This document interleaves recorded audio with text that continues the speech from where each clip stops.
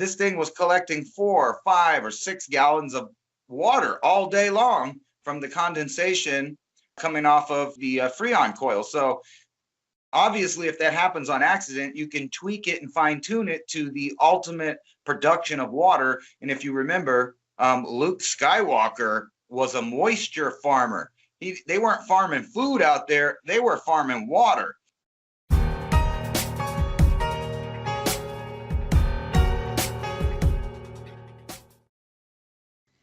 So you're going to have to grow your own food. And, the food, eventually what they're going to start delivering, like part of the going to the supermarket now is you can look at the tomato and say, nah, that one looks a little squishy. That one looks a little blemished. That one looks a little whatever. Everybody's got different tastes for what they like. You can choose your own food at that point, still to a point. You can walk into the supermarket and say, I don't want that one. I always like to reach to the very, very back and get the newest one because they put the oldest ones right at the front because most people just grab it and go. Or I'll take the time to actually look and find the thing that I want, the produce I want, the date I want. But when you get it delivered, you're going to have no choice. They're going to give you what they give you. And see, again, that puts you in another type of situation where if you have a bad credit score, are they going to give you the worst of the worst, like the one tomato that's almost half rotten that you got to eat within 6 minutes or else it's no longer good? Is that the kind of food you're going to get? Oh, there's a couple maggots running around it already. Well, good enough. That kind of corptocracy where we're moving into, and this whole thing, I was watching Corbett Wall. If anybody watches Feeder Flash out there, shout out. Corbett's a great guy to listen to. He is, in my opinion, the number one understanding of how auctions work for cattle and the cattle industry in general, the feed that goes into the cattle, and then the agriculture associated with the feed going in, empowering the entire cattle industry, and then on with the packers and that whole wholesale movement from the feedlot over into the wholesale market and then on into the meatpacking houses. Well, he was saying, the way things are going right now, there's a huge difference. The corporations are working together as a conglomerate. There's only 4. I didn't know this. He was saying, apparently there's only 4 major buyers for packing houses, and they just kind of collude on prices and say, well, if you don't drop it to $117 or $114, then we're not going to take it at all. But their break-even costs were around $150. The farmers right now are real stuck in a hard place. They're losing $40 per head. So, this is a collusion at all levels here. Until what point do you say, well, they're going to stop raising beef because they're losing money every head they get. Right now, there's subsidies from the U.S. government, USDA, to offset that. But what happens when they purposely stop the offset so every farmer loses money? Again, then they're going to come right back. You got the capital gain on your tax, on your land. You lost money on your cattle herd. It's just going to keep moving forward like this. It is a full-on assault against everything. You're either going to have to grow your own food or you're going to have to just accept what comes at you. And, beyond that, instead of saying what's acceptable, we got to start solving this problem right now so we never get put in that situation. But the crazy thing is that it is. Every time I, hear the dogs barking or whatever, I look outside, it's somebody getting some food delivered by one company or another company or a company that delivers their food. And then, like I said, all of these companies are popping up now that are trying to convince people that you don't even need to go to the grocery store now. It's going to be delivered right to you. And it's better. You can't even come up with these meals yourself. No one knows how to cook or anything like that, I think that literally, and I've been saying this kind of on my channel, that we have to change over like right now into a new mindset of the time that you're going to live in. We always talk about prepping food, prepping tools, prepping whatever, for protection. But think about prepping your skills, your actual real world skills. Do like I keep going back to this preservation of food. You were talking about a cool thing with berries and stuff. And I know people used to salt their meats. There's probably 1,001 ways to do this. But the fact is, 99.9% of the population doesn't know how to do that. They burn their peanut butter and jelly sandwiches. They're not really sure how to cook. They're not sure how to farm. They're not sure how to fix things. And there's a whole generation of these kind of people. The only real tool I think you can have is start thinking like you're a Paleolithic human being on this planet, and start realizing the resources that are around you, the inventive resources that you can use when there are no longer box stores that you want to depend on, and no longer billionaire corporations choosing what options you have in life.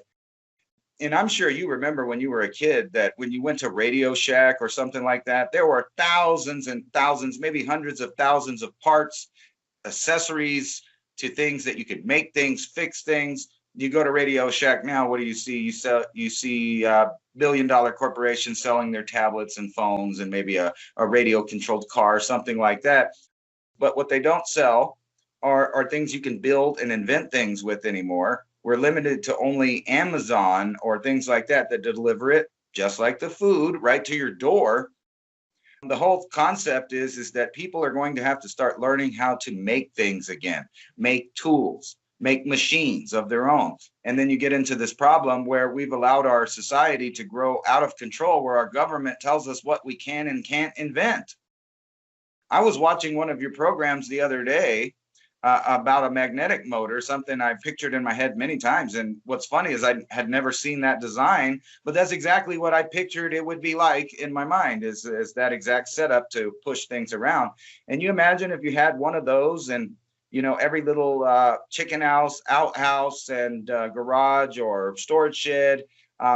Imagine if you went, instead of wasting your money on a new plasma TV, you went to somewhere and you bought a bunch of solar lights, you bought some extra wire, you extend the light bulb portion and the battery into your home and put them in the house with the switch, and then it's always being charged. And if we start coming into a time where there's no sun to rely on, which is a very good possibility, especially with all the volcanic activity around the world, probably going to increase, ejecting lots of particles into the atmosphere. Well, with the solar lights thing, it's just kind of straightforward. They sell a lot of really good outside solar security lights that have the little motion sensor on them. Those things break down over time, but they do last quite a while. But think about how long they'll last when they're outside of the elements and inside of your house, the actual lighting unit. And then all you have to do is keep your solar panels clean and the connection's good. And you always have a little switch there that you can turn on when the grid goes off that will have a fully charged battery. And not only that, it'll turn itself off when you leave the room, or you could put a setting on it where, like you said, you had stored batteries that were being charged and just drain them.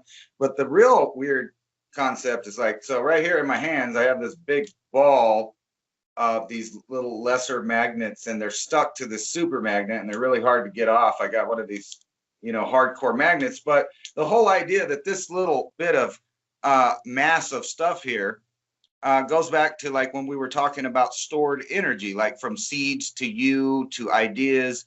Magnets are the ultimate idea of this, concept, because this is a bunch of stored energy in here, and it's not hard to arrange these. It's kind of weird. It's like DNA. You can just have this ball of magnets that doesn't do anything sitting in the corner, being dangerous, attracting any metal thing, or you could set it up in a specific arrangement. They all come off, and you can set them up in a certain arrangement and allow the earth to move things around. And when things move around, they generate energy. So how about that? Oh God, I'm sticking everything on my table to that thing. But yeah, just the whole idea. I was looking at the design on there of one you were showing on one of your shows, and just you imagine having maybe one or two of those, or even a smaller version or a larger version all over your farm and house, where you could just literally go out and pull a lever to unlock the magnetism and allow things to start moving. And it's nothing even that complicated. It's something along the same lines as those old little windmills that used to pump the water on your ranch. It's just a little bit of generation to turn something to get something accomplished. And we have so much technology right now. If people would get a little creative, you can use things that are not meant for things for other things. Like, for example, a couple years back, I installed a window unit air conditioner in my son's room, and I got the tilt of it wrong, which made it start collecting a bunch of water. And I live in a very arid environment that's in the desert. And this thing was collecting 4, 5, or 6 gallons of water all day long from the condensation coming off of the Freon coil. So obviously, if that happens on accident, you can tweak it and fine tune it to the ultimate production of water. And if you remember, Luke Skywalker was a moisture farmer. They weren't farming food out there. They were farming water. So if you live, I've even thought about other things, like maybe something if you live in the desert, that if you've ever seen those pull down screens, you could set up a thing like that, that you expand when the wind is low, and collect a bunch of free water from dew in the morning that will pour right into your gardens. I mean, there's just on and on things like this. I'm sure your house, not your house specifically, but some of you have a leaky toilet or a leaky thing. Some of these things, you wouldn't imagine how much water you're wasting. And if you took that water and repurposed it, you could have so much extra stuff. We live in a land of abundance, and people just don't understand how the Legos go together. But once you did, like you said, you could just imagine that if I had a small motor over here running my computer, when we reach the point of human beings where we don't need to give in order to use energy. In other words, we don't need other people to produce energy of any kind, whether it's energy for our bodies through food, spiritual energy from studying and meditating, or even actual energy out of the technology we have. We can store the energy. Storing energy and deciding when to release it. It's like a universal law. And if we could incorporate that into our lives, that every human being should be on the same ideal, but in your real life, storing energy of all kinds. Yeah, you mentioned the water motors there. Something called gravitational vortex power, GVP. Now, this is an idea for a neighborhood or a few homes together that have a stream near you, or you have an aquifer that's pouring out of a mountain that can be redirected into a tub or a channel that can then hold the water and release it at a certain rate. So, for example, let's say you have a aquifer on your property that's coming out at 20 gallons a minute, but you would build your holding tank so it would release at, say, 15 gallons a minute or 17 gallons a minute. So it would always remain full and you'd have an overflow on that. But then that 15 gallons per minute rate would be the thing that you would tune your generator to. So the flow rate going through your generator would be tuned for a little bit less than your outflow is, but you'd have holding tanks so it's continuously full, continuously running, continuously pushing that water downhill. So one of the main things that I'm also so surprised with governments around the world not utilizing magnets in the Earth's magnetic field for free, because you got to think it's just a one-time installation cost. There's no utility bills after you install it. See, then they lose power because there's no tax base and there's no more government control, and your life costs drastically reduce. But it's really shocking for me in all these areas across the planet. Now, GVP and gravitational vortex power will not work in an enormous amount of places on the planet, but at the same time, it will work in an enormous amount of places on the planet that have continuous water flow from a stream.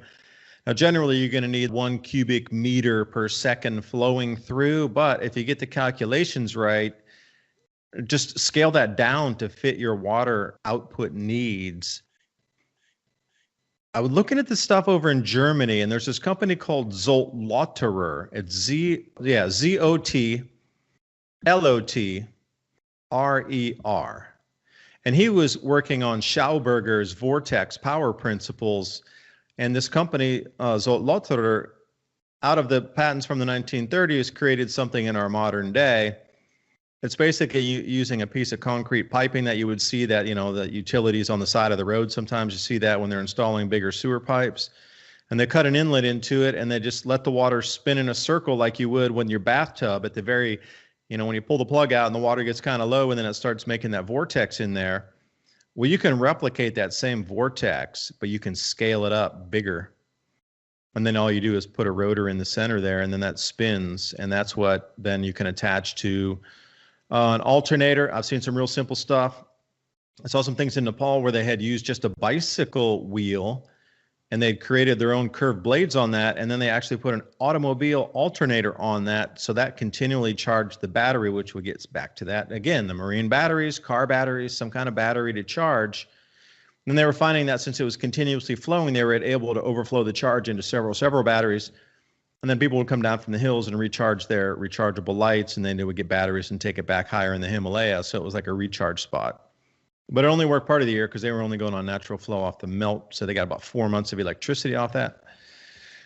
It's so surprising that all these inventions and ideas are out here to give us free power. And when I say that, I literally mean free. After the installation costs, you don't have to burn anything. So everybody's yapping about CO2 and yipping on about pollution. I'm not a fan of the particulates. I'm really not. I mean, there's so much pollution around. I'm really just so disillusioned with how much pollution's in the atmosphere and plastics in the oceans. And okay, I get it. I understand that. But a natural gas burning power plant should not be demonized. Yeah, it puts out CO2, but who cares? CO2 is plant food. So all these purists out there saying, oh, CO2 is bad. Okay, well, you want to limit the CO2? Great. Why are we not using magnetic motors and why are we not using gravitational vortex power? If you all are on your bandwagon the whole time about reducing CO2, we got two perfect options here that provide free power for everybody and reduce CO2 to zero. But nobody wants to talk about that. I just don't get it, Ransom. I just don't get it. I really don't. The solutions are there, but nobody wants to do it. I think they'll let us use it in like 2060 or something like that, when they really need more workers all of a sudden because there's not very many people and all their AI and are breaking down and their servants are tired when they crawl back out of their holes. No, I'm just kidding about that, but it might be that way. I think the reason that they're doing that is because they just haven't figured out how to control it and manipulate it into a way that we would have to buy it and depend on it. Because like you said, it doesn't produce harmful chemicals. It doesn't produce radiation. It doesn't mess with the environment. The only thing that it could possibly do is, create electromagnetic fields, possibly. Anybody knows that around magnets, it's not really dangerous, but it's almost like the force, kind of. It's energy that we don't even have to do. And magnets are so fascinating because we know that the entire universe is an electromagnetic universe and everything runs off that. That should have been common sense to start there. You would think that that's where our technology should have started in the first place once we discovered magnetite.